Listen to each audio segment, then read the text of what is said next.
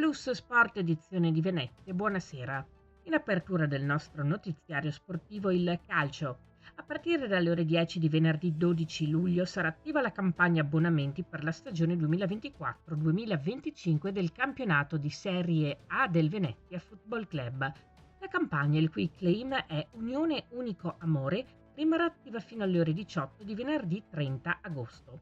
Per sottoscrivere l'abbonamento sarà necessario essere in possesso della Venezia Football Club Supporters Card, grazie alla quale sarà possibile caricare il proprio abbonamento in formato digitale.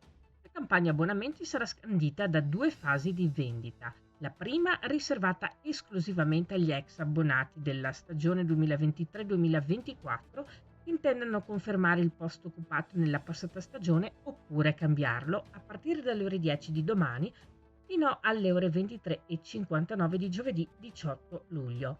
La vendita libera sarà attiva a partire dalle ore 10 di venerdì 19 luglio fino alla prima partita casalinga del campionato.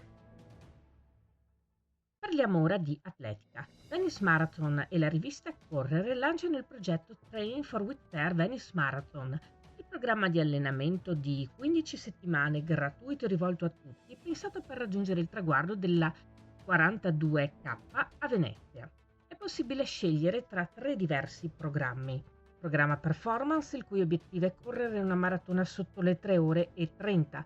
Programma senza limiti di tempo, dove il focus diventa tagliare il traguardo a Venezia con il sorriso sulle labbra. E programma Fit Walkers, per terminare la maratona entro 6 ore, tempo limite della Whitfair Venice Marathon.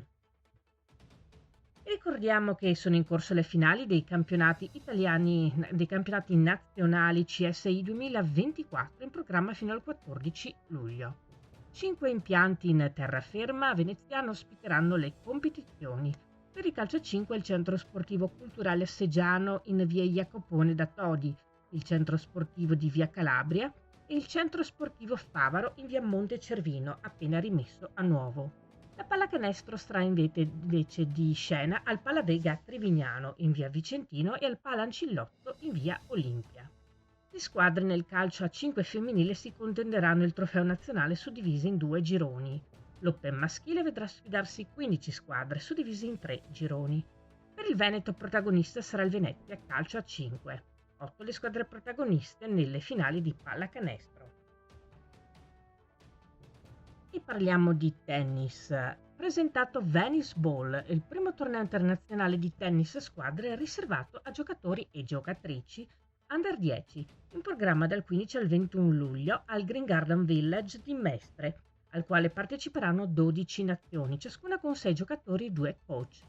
Un circolo storico di Mestre che organizza un torneo per giovanissimi è un esempio concreto di intuito e continuità, ha sottolineato il vice sindaco e assessore allo sport del comune di Venezia Andrea Tomaello, intervenuto nella presentazione.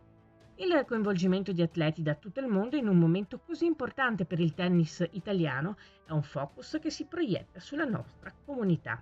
Un esempio positivo per tutto il movimento sportivo dei giovanissimi che trovano nello sport un angolo educativo e sociale in un evento importante come questo.